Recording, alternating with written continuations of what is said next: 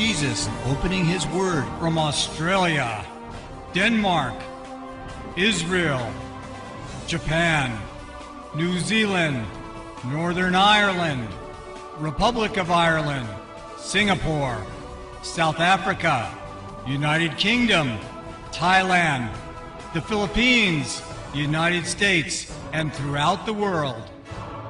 You're watching Moriel TV. This is not a new problem. It has surfaced throughout the history of the church in ages, many times in many ways. The current situation is as follows. We have two opposite errors on opposite ends of the theological spectrum. Polarized errors.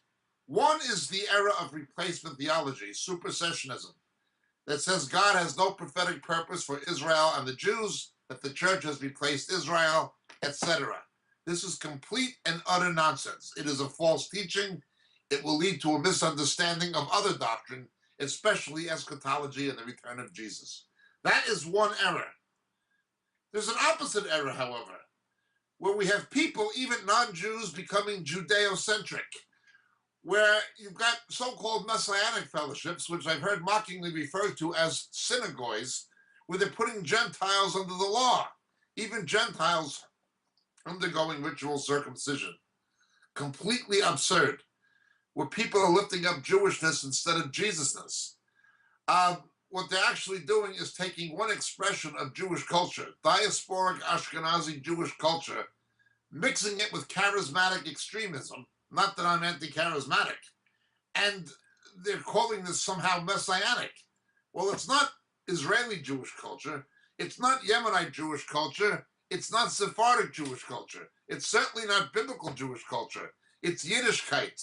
It's basically Euro-American Ashkenazi Jewish culture, Yiddishkeit, mixed with hyper-charismatic expressions of Christianity. And this is what's become of the Messianic movement. It's a lunatic fringe. So in reaction to that error, some people have become opposed to anything Hebraic or Judaic, forgetting that Paul said, the root supports you. The word being riza, root, not roots, root. There's no Hebrew roots teaching in Scripture. It's root, it's singular. Secondly, they forget that to the Jews belongs the oracles of God. They are two polarizing errors. Those reacting against the errors of replacement theology become hyper-messianic or become Judeo-centric instead of Christocentric. But in reaction to that, there are other people who are polarizing, becoming opposed to anything bearing the scent of the Hebraic or Judaic origins of the Christian faith. Neither extreme are balanced. Neither extreme are balanced. We have to understand something. The church fathers Hellenized the church. They began reinterpreting Christianity, not as a Judaic religion, but as a Hellenistic one. Not as a theology, but as a philosophy.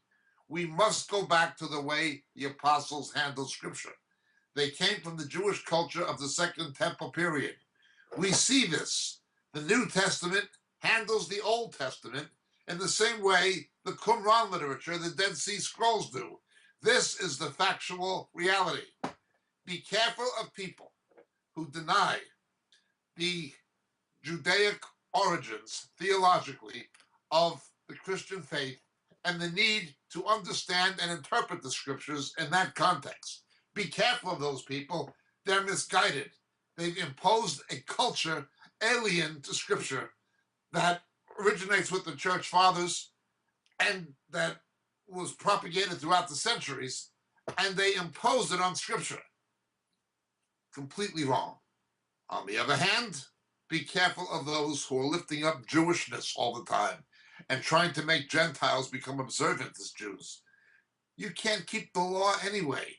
Real Judaism, authentic scriptural Judaism, has not existed since 70 AD. Even if the temple is rebuilt, the Antichrist is going to defile it with the abomination of desolations. So we have these two opposite extremes. Neither one is balanced, neither one is scriptural, and both of which are deceptive. Avoid either of these two extremes. My name is Jacob Prasch. Thank you so much and God bless.